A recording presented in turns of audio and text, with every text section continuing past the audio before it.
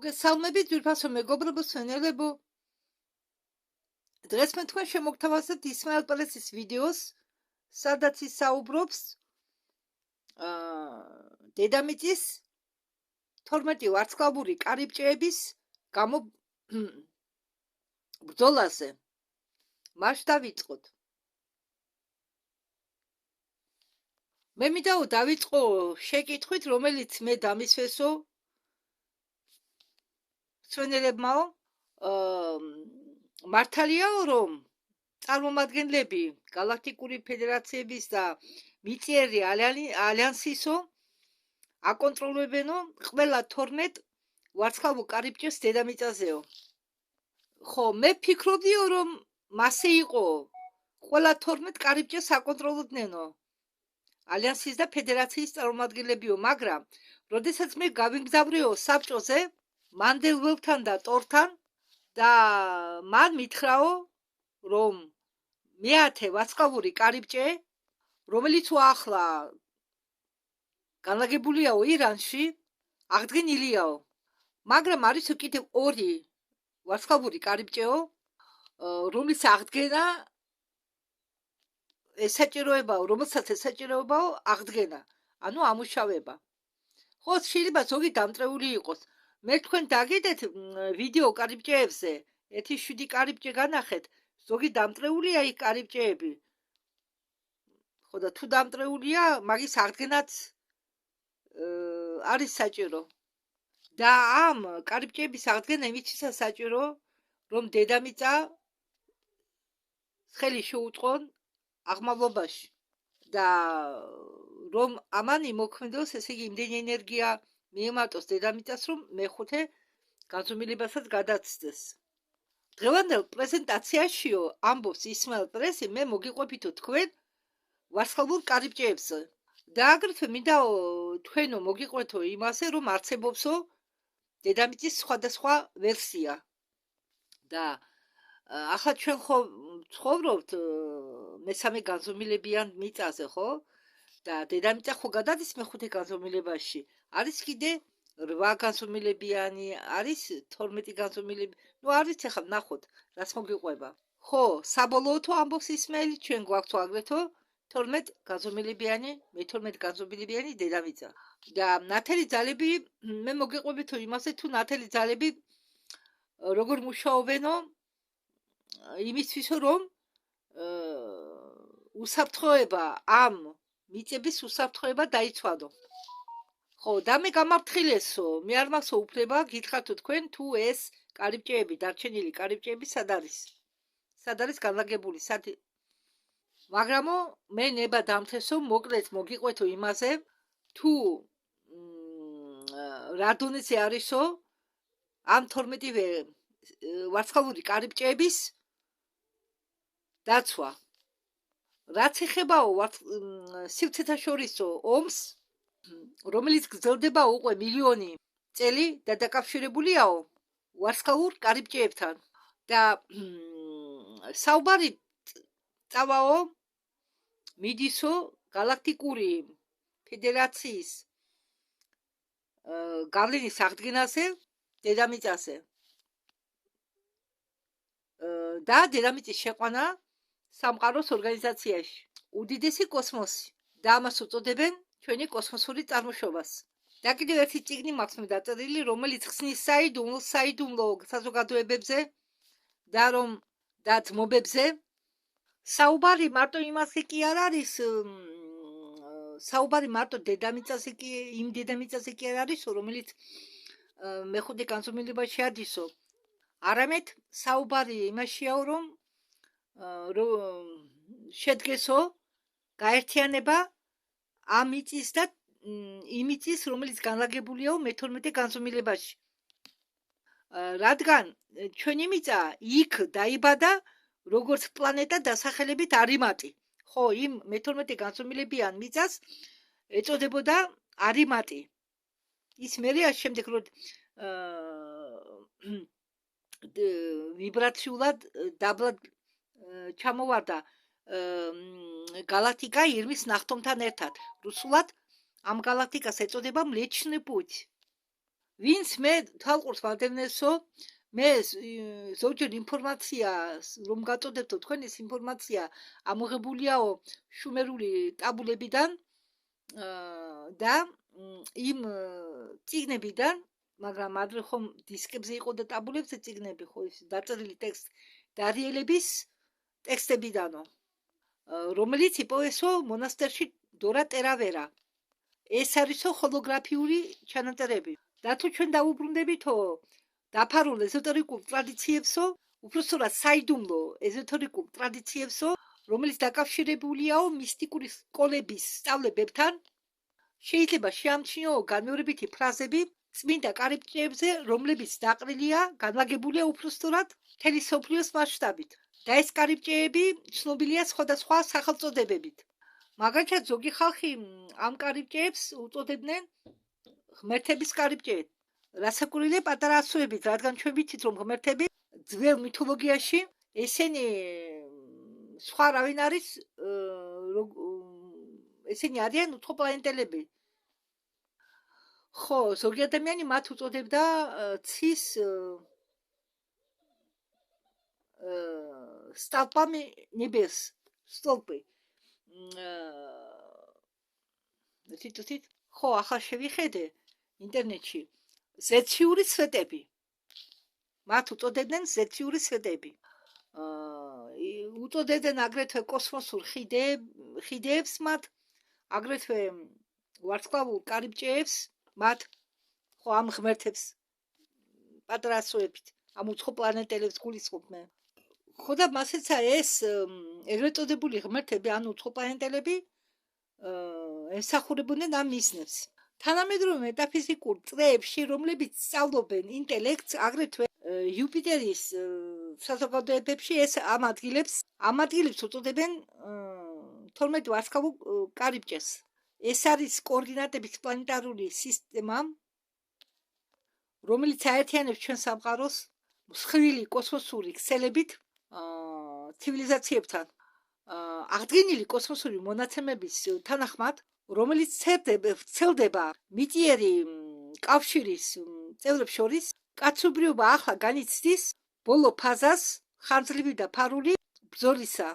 ეს არის ბრძოლა ამ 12 ვარსკვლავური კარიბჭეების გამო.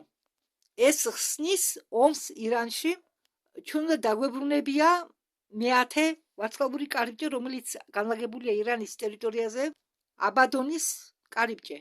ეს კონფლიქტი არის ერთ-ერთი 12-დან და კიდევ არის დარჩენილი 2 კარიბჭე, რომელიც უნდა აღდგეს. ასე რომ ეს კონფლიქტი არ არის მხოლოდ პოლიტიკური, ეს კონფლიქტი არის ფუნდამენტალურად სივრცის эволюционный. Смотреть на картину в целом.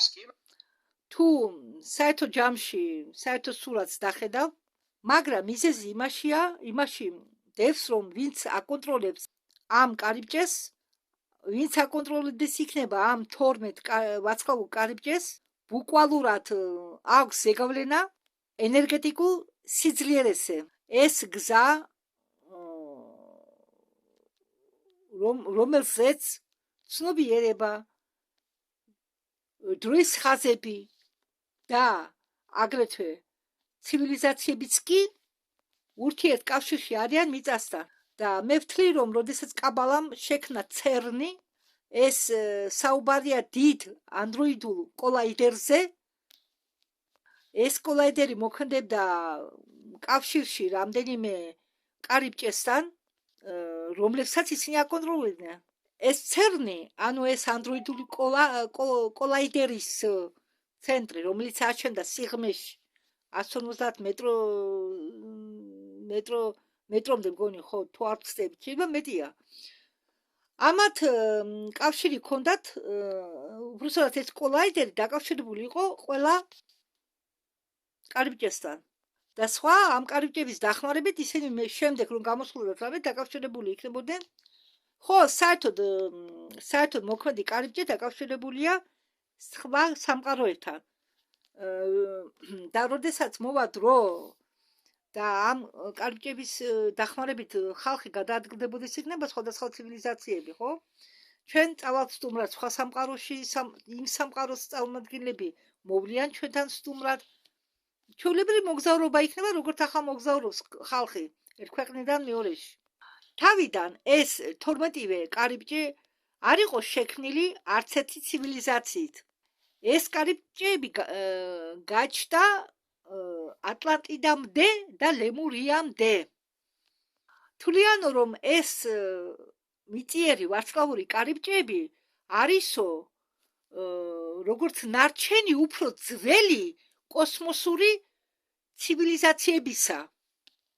და სავარაუდოდ ეს ვარსკვლავური კარიბჭეები შექმნილია იმ მაღალ განვითარებული ცივილიზაციებით კოსმოსური საგალაქტიკო შორის, შეიძლება სივრცეთა შორის ცივილიზაციების დახმარებით, მაღალ განვითარებული რასების დახმარებით, მანამ სანამ კაცობრიობა გაჩნდებოდა საერთოდ დედამიწაზე. ვარსკვლავური კარიბჭეები დედამიწაზე ასრულებდნენ სხვადასხვა ფუნქციას. და მთავარი ფუნქცია ამ კარიბჭეების არის შეესრულებინათ კვანტური როლი გალაქტიკათა შორისო მოგზაურობების დროს. მომენტალური გადასვლები სხვადასხვა ვარსკვლავური სისტემებს შორის, გალაქტიკებს შორის. მეორე ფუნქცია ამ კარიბჭეებისა ემსახურება თამაშობს, ანუ განზომილებების ღუზას როლს. ხომ გესმით ჩემი? განზომილებების ღუზას როლს. ანუ რომელ განზომილებაში გინდა იმაში შეხვალ გამოანგარიშებულად და ამ პლანეტარული აღმავლობის დროს ხდება სივრცეთა შორისო გასწორება და გათანაბრება რეალობებთან. ხო, რომელიც მისცემს საშუალებას სულეს ჯერ ამაღლდეს, შემდეგ ისევ დაბრუნდეს, როგორც ეს ხდებოდა ატლანტიდის დროს. და ამ პროცესების დროს ეს ვარსკვლავური კარიბჭეები ეხმარებოდა მათ.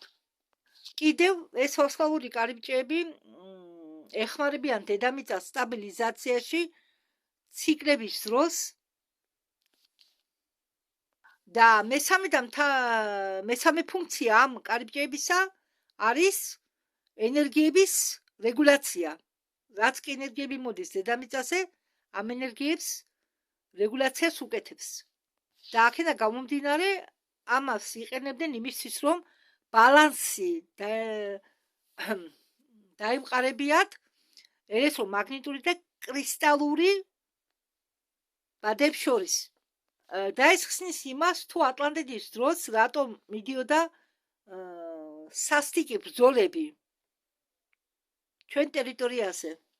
საუბარია იმ მოვლენებზე, რომლებიც ხდებოდა მილიონი წლების უკან. იმისთვის, რომ აღდგეს პლანეტის ელექტრომაგნიტური ველი, მაღალგანვითარებული არსებები, რომლებსაც მე ვუწოდებ რასა ხრანიტილი რუსულად, მაგრამ ქართულ თარგმანში იძლევა დაცვას. მოდით მე ამას ქართულად ვუწოდებ, როგორც მცველების რასა. ხო. შექმნეს პირამიდების გაფართოებული ქსელი, მაგრამ მე მინდა დავამატო, რომ არსებობს ასეთი წიგნი დევს ინტერნეტში რუსულად. ერთის კანონი. ცოტა გადმოვწერე, მე კოსმეტს ვაკეთებდი. შემთხვევით მინდოდა კოსმეტი ქონოდა, ხო, რომ შემდეგ გადამითარგმნა. მაგის გადასათარგმნელად მხოლოდ 3 ვიდეო მაქვს დადებული მაგი მე. ხო. მაგრამ ახლა ისეთი საინტერესო ამბები მიდის, ამაზე ვარ ახლა მთლიანად გადმორთული მე. თან აქეთ ბლაბაცკაია კიდე მაინტერესებს ძალიან. და ისინი ამბობენ, რომ პირამიდები ააშენეს მაგათმა. ხო, ზოგი წყაროს მიხედვით, მაგალითად ბორეევი წერს, რომ პირამიდები ააშენა სულ სხვა ცივილიზაციამ, რომელსაც ხშირად ახსენებენ აქანი ინსაიდერები, მაგალითად ტორი, მისი შვილები. ხო, იცით რა, თუ არ ემთხვევა ბევრის ნათქვამი, ეს იმას ანიშნავს, რომ ეს ტყუილია უბრალოდ ჩვენ ადამიანები თუ მტკიცებულება არ გვაქვს, მანამდე არჯერ არაფრის. მაგრამ ჩვენ გვავიწყდება, რომ ჩვენ გვაქვს მეექვსე გზნობა, ინსტინქტი, გვაქვს გზნობები, ხო? გვაქვს გული. პირამიდები იყო დაყენებული ოკეანეს ფსკერზე და სოფლიოს ბევრ ნაწილას, ბევრ ადგილებში. და კიდევ ეს პირამიდები ემსახურებოდა კაცობრიობის ევოლუციურ განვითარებას. პირამიდები არის კოსმოსური ენერგიის გამტარებლები, რომელიც სტიმულირებას უკეთებს გაცნობიერებულ განვითარებას. როდესაც პლანეტარული ბადე, ანუ რუსულად რეშოტკა, იქნება სრულიად გააქტიურებული, ეს უნდა მოხდეს ახლო მომავალში, ჩვენ აღმოჩნდებით ახალი ეპოქის ზღულზე. როდესაც დედამიწის ბადი იქნება სრულიად აქტივირებული, ალიანსი ყველაფერს გააკეთებს იმისთვის, რომ დაიცვას დარჩენილი ორი ვარცხავური კარიბჭე და მე მინდა დავამატო, რომ აქაც შეიძლება მოხდეს რაღაც კონფლიქტები. მე არ ვიცი ეს დარჩენილი კარიბჭეები ორი სად არის განლაგებული, მაგრამ აუცილებლად მოხდება ისევ კონფლიქტური სიტუაცია. ეს უბრალოდ ვიცი. პირველი მცდელობა კონტროლის ქვეშ აიღოთ ეს კარიბჭეები იყო 50 მილიონი წლის უკან. ეს კი დიდი ხნის უკან იყო. რასაკვირველია, ჩვენ რა ხდებოდა ამ 50 მილიონი წლების უკან არ გვახსოვს არაფერი. რადგან ისინი ჩვენ სრულიად გვიშლიან მეხსიერებას, შემდეგ თავიდან წერენ ისტორიას და სხვა საგნებს, ახლა კი ეს ყველაფერი ამოტიტივდა წყლის ზედაპირზე, სიმბოლურ გაგებაში. მრავალი საიდუმლო დოკუმენტები აკავშირებენ ამ კარიბჭეების გამო ბრძოლას, ძველ კონფლიქტებს, რომელიც ხდებოდა ლირა და ორიონის შორის. როდესაც მცველებმა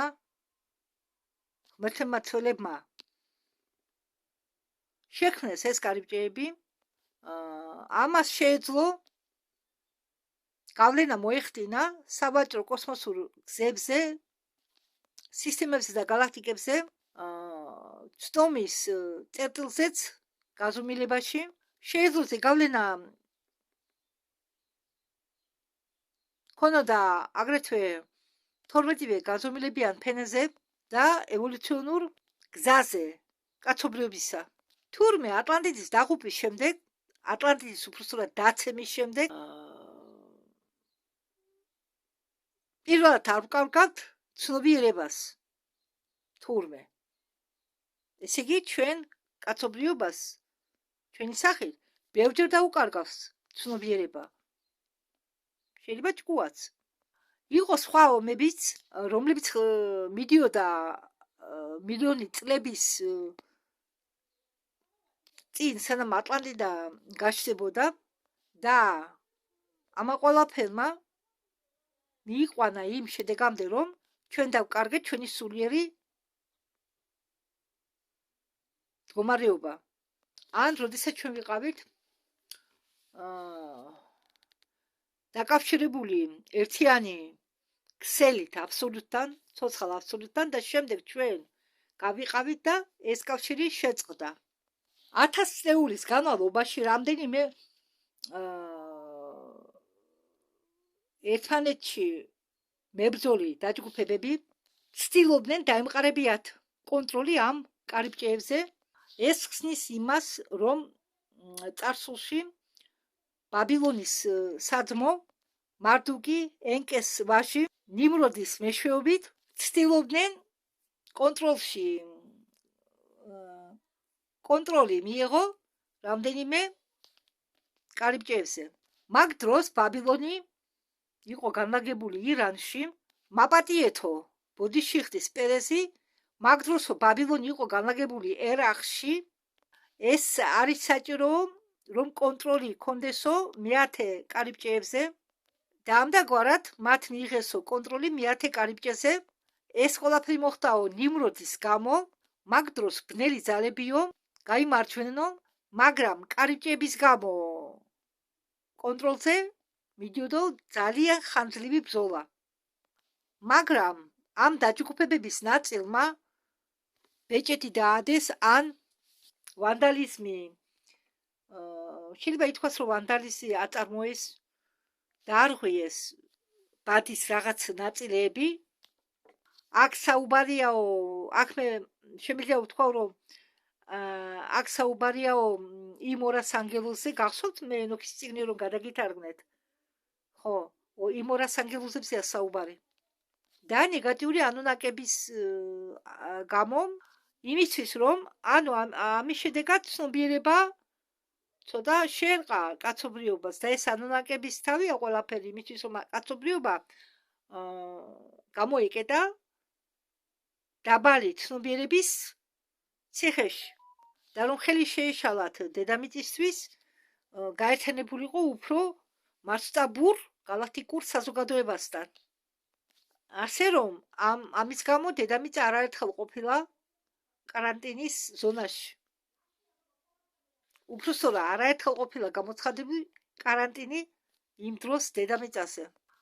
ძველ სწავლებებში მისტიკური სკოლებისა ყოველთვის იყვნენ მისტიკების ჯგუფი, რომლებიც იყვნენ გაერთიანებული ამ საიდუმლო ორდენებში. ისინი სულ ინახავდნენ ამ ცოდნის ნაწილს და ჩემო მეგობრებო, ყველაფერი ეს ხდებაო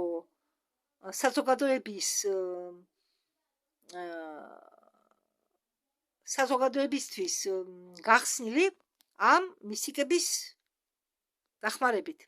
იმ საჯაშუშო ინფორმაციის თანახმად, რომელიც არის გავრცელებული მიწიერი ალიანსის საზოგადოებაში, ახლა სრულით მიდის კოორდინირებული ოპერაცია დარჩენილი ორ ვარსკვლავური კარიბჭის განთავისუფლებაზე. და მიწიერი ალიანსი, იგივე თეთრი ქუდები, გალაქტიკური ალიანსის ხადაჭერით 10 წელზე მეტია ბრძოლობენ ამ ორი დარჩენილი კარიბჭის კონტროლის დაბრუნებისთვის. უფრო სწორად ბრძოლობენ სათითაოდ ყოველი კარიბჭის დაბრუნებისთვის. ხო, და ეს ოპერაციები დაიწყო ამ კარიბჭეების დასაბრუნებლად 2015-2016 წლებში. იმ დროს დაიწყეს მაგათმა კონტროლის დაბრუნება რიგრიგობით ვარსკვლავურ კარიბჭეებზე. ამ ოპერაციაში, როგორც ამბობენ, მონაწილეობს იუპიტერის მეთაურობა, რომელიც დგას ვარსკვლავური საბჭოს თავში, ასე იგი სტრატეგიული დაცვა ამ ალიანსისა, მათ შორის 12 გენერალისა, რომლებიც მუშაობენ მზის გვარდიის 20 გენერალთან და აგრეთვე კოსმოსური ძალები, მათ შორის გადაყოფები ორბიტალური დაცვისა კოსმოსური ძალებისა, აგრეთვე სხვა არამიწიერი ორგანიზაციები, მასეთები როგორც 3i ატლასის წევრები, რომლებიც მოვიდნენ დედამიწაზე მომავლიდან, აურელიამ პრაიმი და სხვა არამიწიერი ორგანიზაციები, რომლებიც ახლანდელ დროს აკვირდებიან ზის სისტემას. და 10 წლის განმავლობაში ეს ძალები მუშაობდნენ ნეიტრალიზაციისთვის. ხო, 2011 წელსო მიწიერმა ალიანსმა დაიპყრო პირველი ვარსკვლავური კარიბჭე. ხო, ამ მიწიერი ალიანსის მიზანი არ არისო კარიბჭეები ჩაიგდოსო იმისნით ხელში, რომ შემდეგ ის გამოიყენოს როგორც იარაღი, არამედ ეს კარიბჭეები, ამ კარიბჭეების განთავისუფლება იმიტომ უნდათო, რომ მათ დაუბრუნონო თავიანთი ფუნქციონალური მნიშვნელობა. ვარსკვლავურ კარიბჭეებს შეუძლიათ შექმნან სხვადასხვა დროის ხაზები, მათ შორის ნეგატიური და აგრეთვე შეუძლიათ შექმნან კარიბჭეები ჩვენი სამყაროს და სხვა სამყაროებს შორის. მალე ჩვენ შევამჩნევთ მასიურ დასხივებას. თვლიან, რომ ეს დარჩენილი ორი ვარსკვლავური კარიბჭე, რომელიც უნდა აღდგეს, ყველაზე ძლიერი კარიბჭეა მთელ პლანეტარულ სისტემაზე, დედამიწაზე. მათი აქტივაცია დაამაგრებს ამ გეომეტრიული წერტილების გააქტიურებას მთელ დედამიწის ბადის მასშტაბით. ჩვენ ხო გვაქვს ადამიანებს ენერგეტიკული ცენტრები, ანუ ჩაკრები, ასევე დედამიწას აქვს ენერგეტიკული ცენტრები, იგივე ჩაკრები. დედამიწასაც აქვს საკურველი ცოცხალი არსება, ენერგეტიკული სხეული, როგორც ჩვენ. და სრული აქტივირება ამ დედამიწის ჩაკრებისა, ანუ ენერგეტიკული ცენტრებისა მოხდება, როდესაც სრულიად ამუშავდება ყველა 12 კარიბჭე დედამიწაზე. მოხდება ჰარმონიზაცია. ხო, მოხდებაო დანგრევა ხელოვნური ენერგეტიკული ბარიერებისა, რომელიც იყო შექმნილი ხელოვნური ინტელექტის ნეგატიური ძალებით, არხონტების მიერ და მათი თანა მომხრეების, დრაკო და რუხების დახმარებით. და ეს აღმავლობა რატომ არისო საინტერესო? ეს საინტერესო მარტო იმისის კი არ არის, რომ ჩვენ გადავიდეთო მეხუთე განზომილებაში. არა. ამას მნიშვნელობა აქვს იმისთვის, რომ ეს იქონიოსებზე გავლენას და ეს დაეხმარებაო დედამიწას და კაცობრიობას გადავიდნენ აგრეთვე მე-8, მე-12 განზომილებაში. და პლანეტა იუპიტერი იყო